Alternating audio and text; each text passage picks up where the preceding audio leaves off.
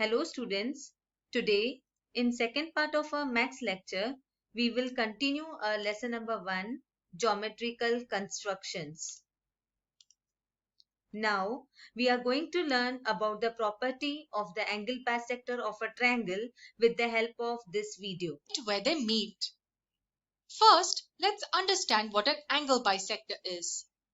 Consider angle ABC. Say we have a ray BD that passes through the vertex and is between its arms. If the two angles formed are equal, then ray BD is called the angle bisector. Erase this and look at angle bisectors in a triangle. Say triangle ABC. This triangle has three angles, angle A, angle B, and angle C. Each angle will have an angle bisector of its own. We will come across something really interesting after we draw all the angle bisectors of this triangle. Let ray AD be the angle bisector of angle A, which would make the measure of these two angles equal. Let ray BE be the angle bisector of angle B. These two angles formed would be equal. Now we come to the interesting part. Let ray CF be the angle bisector of angle C, and that again gives us two equal angles. What's so interesting about this? All the angle bisectors of a triangle meet at one single point. And yes, this is true for any kind of a triangle. Acute, obtuse, scalene, isosceles, or whichever. The angle bisectors will always meet at one point. So if you're constructing angle bisectors of a triangle and you find that all of them do not meet at one point, then it means just one thing. You have gone wrong somewhere with your construction. Let's name that point I. The point where the three angle bisectors of a triangle meet is called the incenter. But does the incenter always remain inside the triangle, irrespective of the type of the triangle? Let's erase this and look at an interesting recording. This recording is taken from mathopenref.com and helps a great deal in understanding the location of the incenter. This is triangle ABC with all its angle bisectors meeting at the incenter. To understand the location of the incenter with different kinds of triangles, we can move the point A around. Doesn't matter if the triangle is acute, obtuse, or right-angled. The incenter always remains inside the triangle. Even if we move point B around, the incenter will always remain inside. And the same would apply to point C. The incenter is actually a center of a circle. Where does the circle lie? Let's see. Look at this triangle ABC with incenter I. The point I is actually the center of the circle which touches all the sides at just one point. So segment AB is actually a tangent at this point. Similarly, BC and CA are tangents at this point and this point respectively. The incircle is actually the largest circle that can completely fit into the triangle. Remember, the point I is called the incenter and this circle is called the incircle.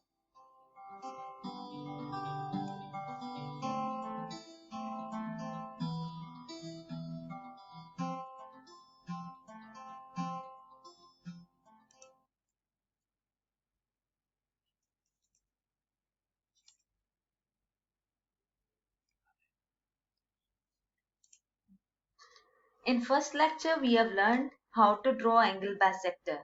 Now, we will learn how to construct angle bisectors of all the angles in a triangle. So, let's see the question. Question is, draw an obtuse angled triangle, draw its angle bisectors, and find the point of concurrence of all the angle bisectors. Where do the point of concurrence lie? So for this, first, as it is said, draw an obtuse angle triangle. So we will draw one obtuse angle triangle. As measure is not mentioned, so we will draw one obtuse angle triangle according to our wish. Whatever measurement you want, you can draw. So like this you have to draw one obtuse angle triangle. As name is not mentioned, so we will write a name according to our wish. So I am giving name A, B, C.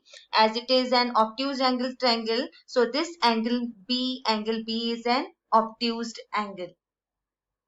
Now further it is said draw its angle bisector. So as last lecture we have learned how to draw angle bisectors. So as this triangle has three angles, angle A, angle B and angle C. So we have to draw angle bisectors of all three angles. So one by one we will draw the angle bisectors of all these triangles, and starting with angle B. So steps already we have discussed in last lecture. So we will keep a rounder on vertex B and we will put one arc starting from one arm of the angle till another arm. Now we have to increase the size of the rounder little bit, and we will keep the rounder on this point where the arc has intersected the arm of the angle, and we will put one arc. Same measurement we will keep it on this point and we will cross the arc which we have already put. Now we will see the point where both the arcs have intersected each other. This point we will join with vertex B with the help of scale and pencil.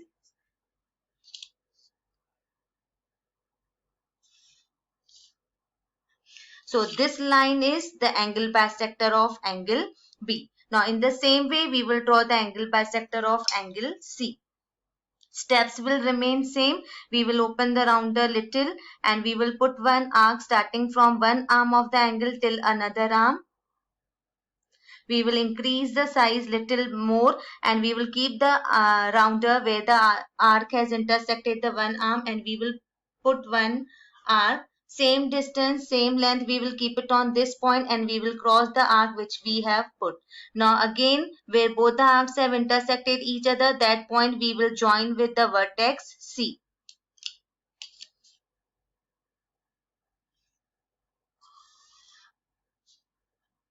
Now this line is the angle bisector of angle C. In the same way now we will draw the angle bisector of angle A.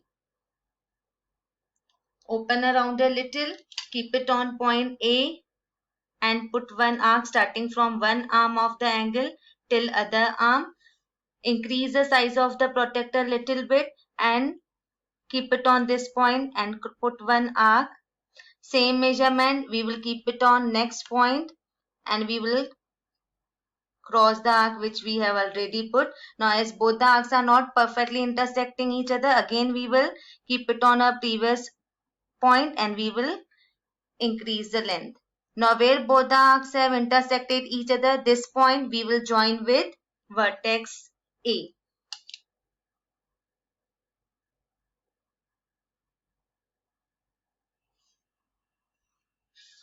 Now this is the angle bisector of angle A. Now if we will see this line A, suppose I am giving name here M.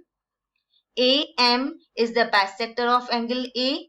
BN is bisector of angle B. CP is the bisector of angle C. All these bisectors are meeting each other at one single point. This point is known as point of concurrence, and suppose we are giving name as I. Now as in the question it is asked, where do the point of concurrence lie? So where is this point I? This point I is inside the triangle. So finally you have to write the final answer that point of concurrence I lies inside the triangle. Point of concurrence I lies inside the triangle.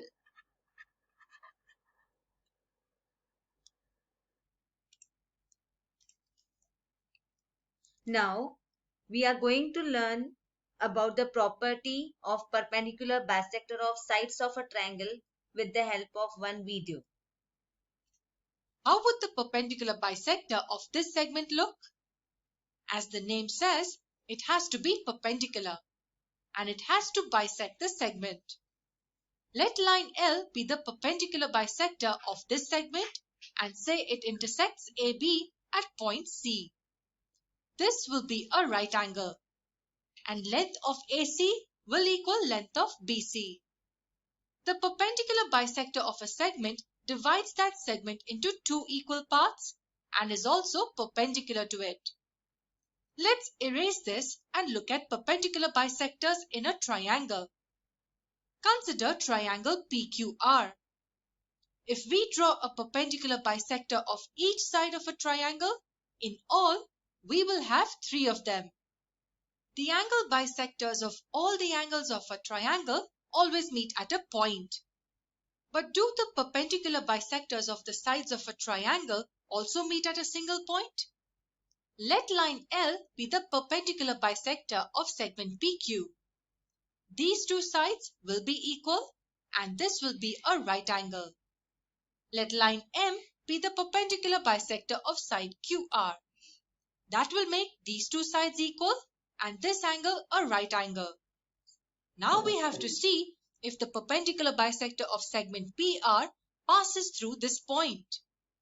Let line N be the perpendicular bisector of segment PR, and yes, it passes through the same point. This side will equal this side and line N will be perpendicular to PR. So even the perpendicular bisectors of the triangle meet at point C, one single point. What is this point called? It's called the circumcenter. We had seen that the incenter of the triangle will always lie inside the triangle. But does the circumcenter always lie inside the triangle? We see that in the next part of the video.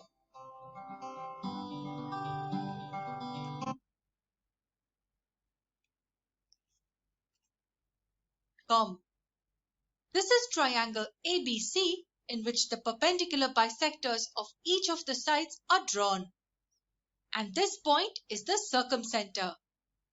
To know if the circumcenter always remains inside, irrespective of the type of the triangle, we can change the position of point A and observe the figure. While moving point A, we can see that as long as the triangle is acute, which means all angles less than 90 degrees, the circumcenter remains inside the triangle. Now let's move point A such that angle B becomes a right angle. You can see that the circumcenter lies here on the hypotenuse AC. It actually lies on the midpoint of the hypotenuse. So if it's a right triangle, the circumcenter will not lie inside the triangle. It will lie on the hypotenuse, or you can say that it will be the midpoint of the hypotenuse. Now let's try making angle B obtuse.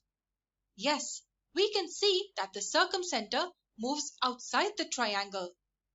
So if the triangle is obtuse, the circumcenter will lie outside the triangle. Remember, if acute, then inside the triangle. If right angled, then on the midpoint of the hypotenuse. If obtuse, then outside the triangle. Let's look at right and obtuse case separately. This is how it will look for a right triangle. All the perpendicular bisectors meet at the midpoint of the hypotenuse. What about an obtuse triangle? This is how it would look. For an obtuse triangle, the circumcenter will lie outside the triangle. This angle is obtuse and the circumcenter is this point where all the perpendicular bisectors meet. The circumcenter is actually the center of the circumcircle. Circumcircle is a circle that passes through all the vertices of a triangle. For the right triangle, the circumcircle will look something like this. This is a circle drawn with the circumcenter as the center and half the hypotenuse as the radius. All the vertices lie on the circumcircle. The circumcircle of this obtuse triangle will be huge, so we need to zoom out a bit. It will be drawn like this. This is the circumcircle of the obtuse triangle. The more obtuse the angle becomes, the larger the circumcircle will get.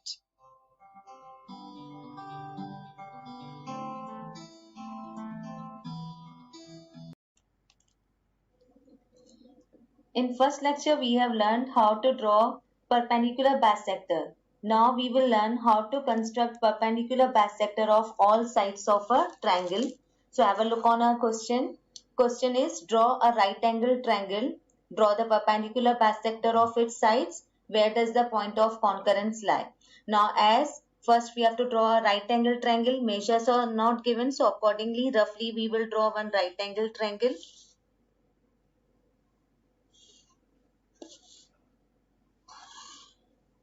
Now as name is not mentioned, so we will give any name. Suppose now I am giving name PQR.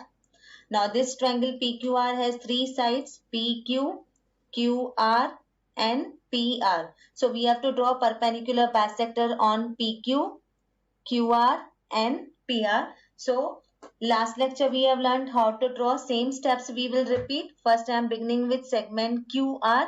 What were the steps for drawing perpendicular bisector? We have to keep it on one end point of the segment and we have to open the rounder more than half. After taking out the rounder to more than half, we have to put two arcs, one above segment QR and one arc below segment QR. Same measurement we will take and we will keep it on point point R, and we will cross the arc which we have put. Now as here both the arcs are not intersecting each other, so we will again keep it on point Q and we will extend this arc. Now where both the arcs are intersecting each other, these 2 points we will join with the help of scale.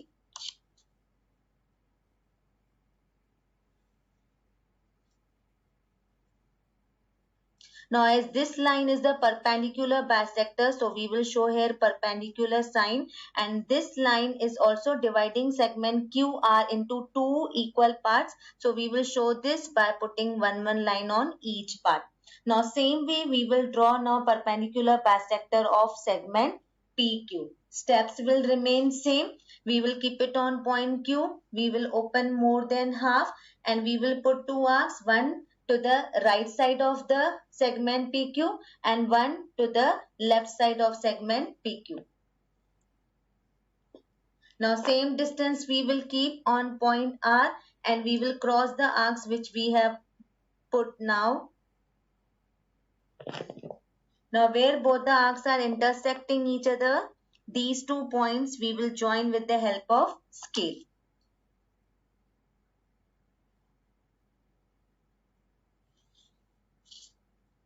Now the line which we have got now, this line is the perpendicular bisector of segment PQ. So we will show here perpendicular sign, and this line is dividing segment PQ into two equal parts. So we will put here two lines, and in this way we will show that the length of this part and this part is equal. Now our third segment PR is left. Now in the same way we will draw the perpendicular bisector of segment PR.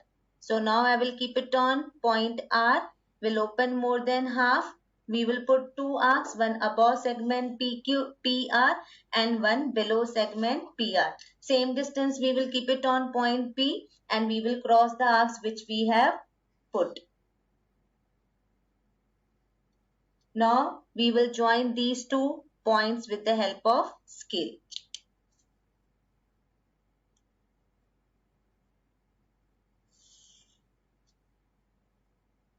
Now this line is the perpendicular bisector of segment PQ. So here we will show perpendicular sign. Now this line has bisected segment PR into two equal parts. So we will show this by putting 3 line on each part.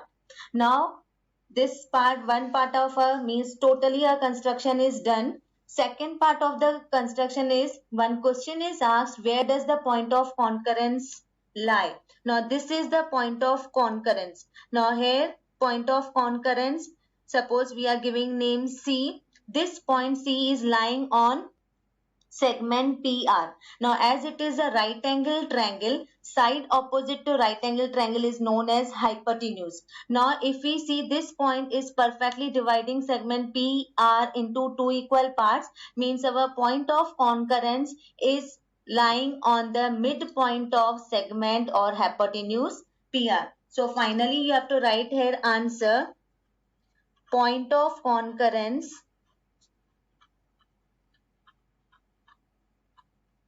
C lies on, either you can write hypotenuse or you can write point of concurrency lies on midpoint of hypotenuse PR.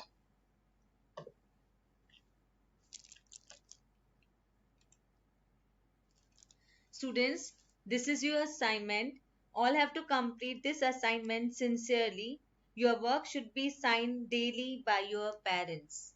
Thank you.